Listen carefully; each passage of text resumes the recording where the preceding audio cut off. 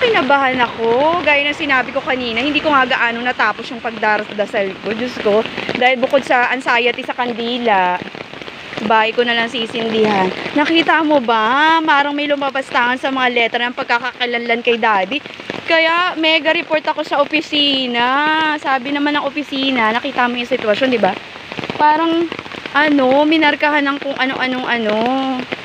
Oo, ang tawag dito yung itim para matabunan yung pagkakakilanlan. 'Di ba? Sabi, nire-repaint daw yun, kaya wag daw ako dapat makabahan. Syempre, ang trial doon is, 'di ba anak ako sa labas? Ang unang tanong sa akin, ano daw ba ako? Ba't di ko daw alam kung sino ang caretaker. Sabi ko, first family po ang namamahala dyan. Anything about sa ganyan ay ang first family. Total, sa kanila naman yung mana. Natural, dapat lang sila ang mag-abala dyan. At dahil burol pa lang, lamay, hindi na kami umepal, 'di ba? Hindi ko nga nakitang ilamay ang daddy ko eh. Pero kami naghirap sa hospital. Sinishare ko to para sa mga anak na sa labas na mapunta sa kagaya ng sitwasyon ko. Napakasakit, lalo na kapag mabuting anak ka. Mahal na mahal mo yung magulang mo. Pero dapat, marunong ka rin bumalanse sa katayuan mo kung hanggang saan ka lang. Kaya kaya sa magkagulo ang first family at second family, Diyos ko, 'di ba? Kaya pinaubayan na ng nanay ko ang katahimikan sa kanila. Granted na, 'di ba, ang building ng daddy, paupahan ng daddy nasa kanila. Dapat sila ang maging abala dyan. Ako, as being anak sa labas, talagang inuobliga ko yung sarili ko. At saka sila kuya dati, inuobliga ko sila, bit-bit ko sila dito. Ngayon na lang hindi. Kasi nga, mahina na rin si mama. Tsaka yung pamangking ko, may sarili na rin buhay. O, 'di ba?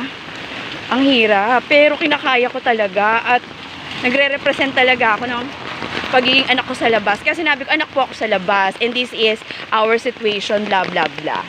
So, sabi, pinakalma ako. Nag-i-English talaga ako pagka ganyan. Para harapin ako. Diba? O, syempre kinabahan naman yung manager. At sino daw yung ganito ganyan, caretaker, blah, blah, blah. Dahil sinabi ko na agad-agad yung sitwasyon namin na critical dahil second family kami at yung mga ganyang klase ng pag-aabala ay hindi ko na pinangingibabawan pa dahil gaya ng pag-train sa akin ng aking ina. At 'di ba? Yung pagiging anak ko sa labas, ay ginagampanan ko talaga. Kaya dapat lagi kang may pambili ng dalak, pamasahe, papunta sa sementeryo, kandila. Oh, 'di ba? Kaya yung abagin ng Maria ko parang paputol-putol kasi ang dikta ng utak ko magreklamo. Oo, totoo to. Yung burol ng daddy ko, yung lamay ng daddy ko, wala. Kasi sabi ko, the night na, parang it took, sa declaration, di ba dun sa lapida, parang April 27. Kasi nakapag 79th birthday pa si daddy. Tapos pinaplano pa namin sa hospital yung 80 niya. Oo, may mga ganun kami. Or pag mamamatay na siya, yung damit namin ng nanay ko. Kasi nga pareha silang fashionista. Si mama, si daddy. Kaya I have happy environment. Siya gusto niya talaga kami ni mama ang umepal. Pero sabi ni Mudang, ayaw ni mama ng ganyan. Kasi talakera talaga si mama. Reserved talaga si mama. Preserved. Doon ako nakahanga kay mama. Marunong magdala. Sa mga ganyan, hindi siya talaga bungangera. Oo, lagi ko itong sinishare dahil napakahirap po ng sitwasyon namin. Yung pagiging anak ko sa labas, nagsikap talaga ako. Dahil para kahit nasa langit yung tatay ko, ay nagagampanan ko yung pagiging anak ko. Kahit sa ganitong paraan, diba? Kahit umuulan, ay naku, dun ko na lang sisindihan ng dila. Yun lang. Yes, lamay, burol, wala. Nung sinabi ko kay mama na bulungan mo na si daddy kasi may nagpayo na sa akin. Oo. Tapos, nung pagbulong niya kay daddy, yun na.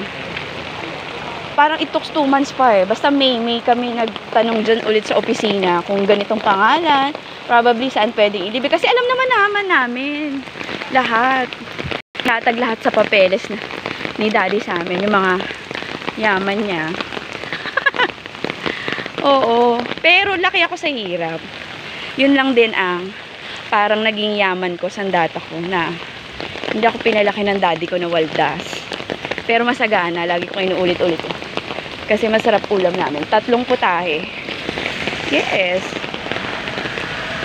Oo. At ano pa, kasi na-distract ako, baka kakatala ko ay sagi ako ng mga nagmamani. Yan ang aking kwentong anak ko sa labas.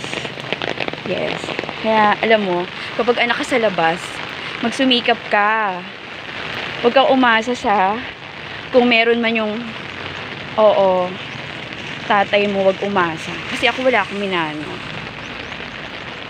Hindi ako nasaktan. Kasi ang thinking ko talaga is, naku, laki na ako, pinaaral ako ni daddy. At saka ang pagpapala, continuous. Siyempre, hindi ka rin dapat na sobrang OA maghangad. Ako ganun ako. Tsaka si mama, ayaw niya nakikipagdigmaan ka sa mga ganyan. Kasi kung lupain at lupain, 5 hectares meron si Bioli. Hindi ko nga mabayad ba tuwing uwi namin, pero problema kapag bayad ng buwis. Kaya hindi rin maganda yung mga property. Kaya yung mga property, hindi ko na kinaatatan yan. O, diba? Lagi kong pinipili yung ano lang ako, praktikal. Kasi ayoko nga malagay sa kaiyan ng nanay ko, since nanay ko na lang ang priority ko ngayon. Diba? Yun lang. Maging silbing motivasyon sa inyo. Oo. Lalo na kapag ka nasa ano kayo, komplikadong pamilya. Yes. Pero ako magaan ang buhay ko kung wala lang kuya ko, kung di ako bibigyan ng problema. Very cool ang family ko. Diyos ko. Huwag nga lang mayroon daling kuya ko problema. O siya, bye. Diba? Ganito ako. See, my mind was occupied talaga ng, ano to? Diba? Parang hindi ko na mabasa yung pagkakakilanlan ng major biglang awa. Parang, ayun. So, tatawid po ako sa kabila. Alam mo naman dito, kuya, dali lang. O, diba? Kailangan igigiit mo yung karapatan mo. O, siya. Bye-bye.